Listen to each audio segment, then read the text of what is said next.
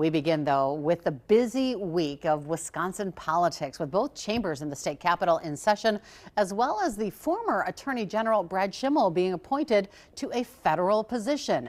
Time to dig in on UPFRONT Thursdays.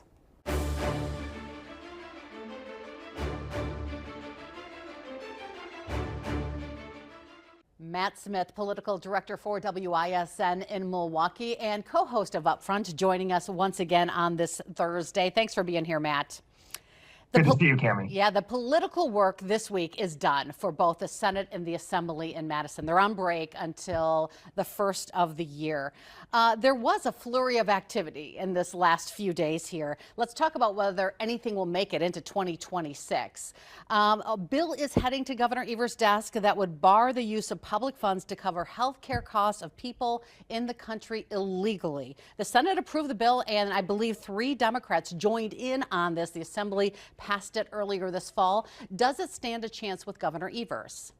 I don't think we'll see the governor sign this. He hasn't come out and officially vetoed it yet. There was a very rigorous debate on the Senate floor this week regarding this legislation. And essentially what it does is it prohibits state funds from giving health care to people who are in the country illegally. Obviously, there are some exceptions. There are some exceptions in federal law, like in an emergency room or an emergency type situation. The governor really hasn't weighed in on this, but just given his past comments, I would anticipate he would likely not sign this into law. We'll have to, though, wait and see what the governor ultimately does on this one. Also, online gaming has been a big topic, and it has bipartisan support, and it was kind of heading toward Governor Evers' desk, but it hit a snag this week. Why? Yeah, this was fascinating to watch. We had the governor on the show last week where he first revealed that he would likely sign this legislation into law. Online sports betting would become legal. It would, though, have to be run through Wisconsin tribes, and the tribes would receive 60% of the profits. So say like an app from Oneida, for example, you can do sports betting inside the casino right now. This would allow you to download an Oneida app, for example, and do sports betting anywhere you are in the state. There was growing conservative backlash among some conservative groups, among conservative talk radio to this legislation. It was up for a vote yesterday in the Assembly. It passed a committee 10-0 with bipartisan support, but all of a sudden they pulled it from the floor. Leaders say they're still working through some issues with Republicans. They want to be able to pass this with all Republican votes. They say it's going to come back in early next year for a vote.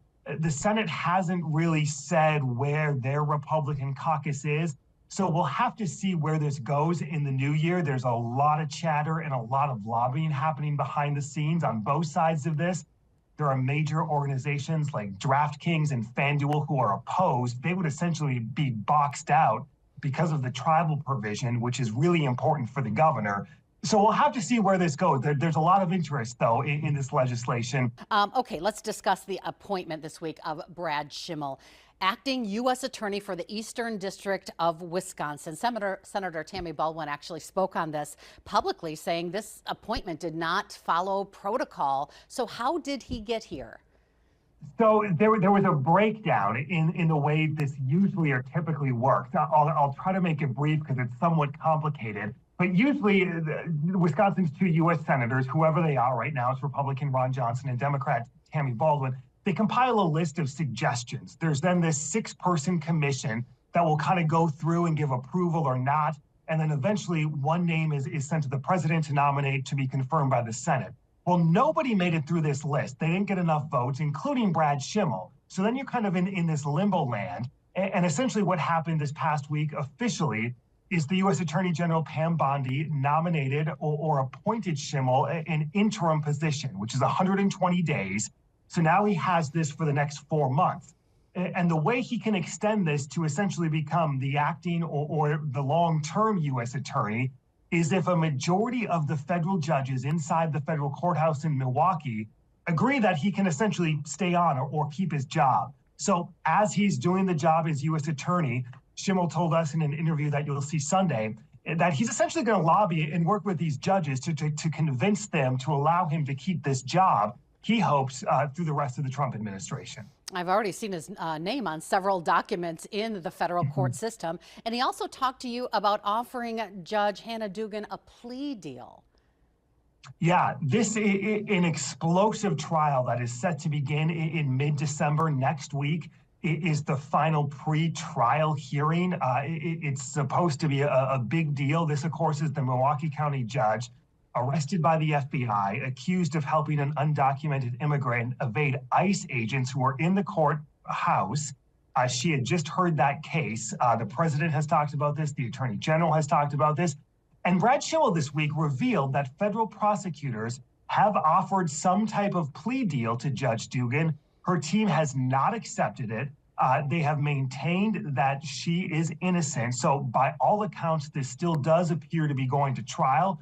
But incredibly fascinating, he is opening up for the first time. We're really hearing from the prosecutorial side for the very first time as this case heads to trial. Before we let you go, let's talk a little bit about WISN, because some news came out this week that you're talking about. They plan to stop live streaming legislative hearings and sessions for 2026 if they cannot find funding. This is an independent nonprofit, so money is an issue here.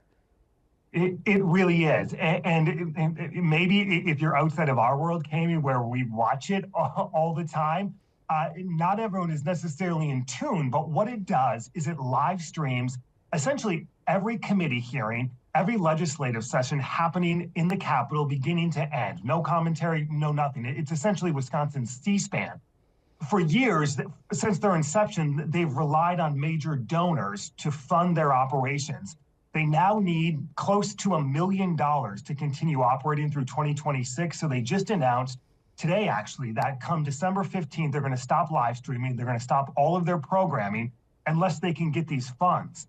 On top of that, lawmakers put a provision in the state budget that would allow them to receive $10 million in state funding. This would essentially be long-term funding to sustain WISI for the long haul. What has to happen, though, is they need matching funds. There's an urgency because this has to happen within the next year or so. If they were able to raise $10 million, they would get $10 million in state funds. What they're saying is it's been incredibly hard to fundraise, and we're going to have the president of WISI on the show talking about their efforts and talking about how dire of a situation it is for this nonprofit organization. All right. Thank you, Matt. We appreciate you joining us once again on this Thursday. Thank you. Sounds good. Have a good night, Kami. You can see Up Front this and every Sunday morning, 10 a.m. right here on WBAY TV2.